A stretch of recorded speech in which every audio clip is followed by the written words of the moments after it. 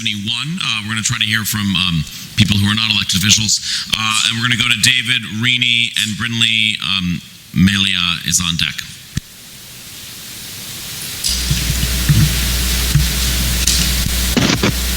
Go ahead, David. I see the shock on your face that you're being called. And Briny, be ready.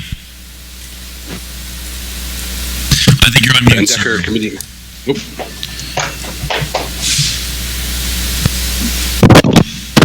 There you go.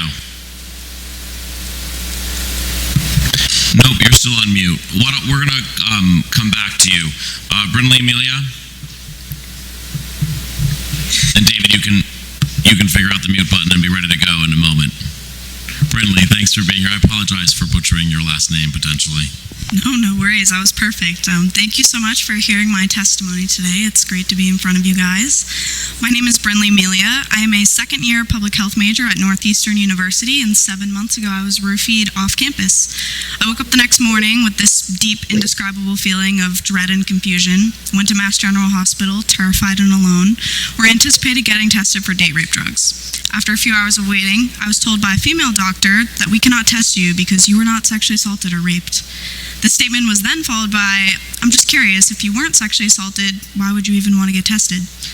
I was discharged with a note that stated that I was not tested due to a lack of criminal activity. I left Mass General feeling alone and feeling like my experience amounted to nothing, like it wasn't a big deal because I wasn't sexually violated. When I shared my story on social media, young women across Massachusetts began reaching out to me, sharing their story, or very similar stories, with not only Mass General, but other hospitals as well. Tufts Medical Center, Brigham and Women's, Beth Israel, just to name a few. There are even young women who arrived to these centers in ambulances and were still refused testing because they were not raped. The months following my experience, I was able to successfully push both Mass General and Brigham and Women's towards testing protocol changes in their emergency department. And now anyone who is seeking medical attention at these facilities for a suspected drugging does not have to be sexually assaulted or raped to access such testing. However, care is not just limited to these two hospitals. And when I think back to that doctor's words, why would you even get tested if you weren't sexually assaulted? My first thought is, well, why wouldn't I? For the same reason that people get tested for strep throat or the stomach flu, I wanted to know what was happening to my body. I had no idea what was in my system or how my body would react to it or how I could be physically or mentally affected in the future. And the date rape drug crisis has been described as an epidemic in Boston newscasts, and hundreds of people, especially young female presenting students, have been the victims.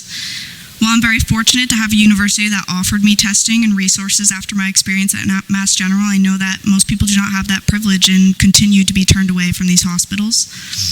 Bill S.1371 is more than just a testing protocol. This bill will give victims the choice of bodily autonomy.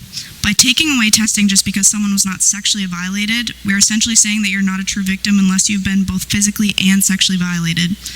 There are so many victims who will never know what happened to them, who are refused care and made out to feel like their experiences were not a big deal, and who will live with that feeling for the rest of their lives. They'll be scared to go to hospitals for testing in the future, scared to reach out for resources to help them cope with what happened to them, and they'll minimize their experience because of a hospital that told them drugging was simply not enough for them to take it seriously. Not only seriously enough for testing, but for resources as well.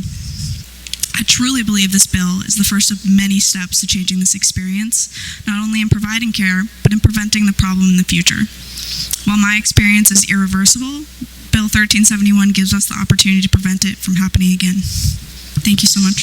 Thank you for your testimony and your courage and sharing your story. I think it's just completely unacceptable that providers should say that. I've had friends who have suspected they've been drugged in their drinks, didn't present to the hospital, but if you're looking for help, you should be able to get that help. It's just completely unacceptable, and it's such a lauded institution, unacceptable. Questions, comments from the committee? Thank you. Thank you.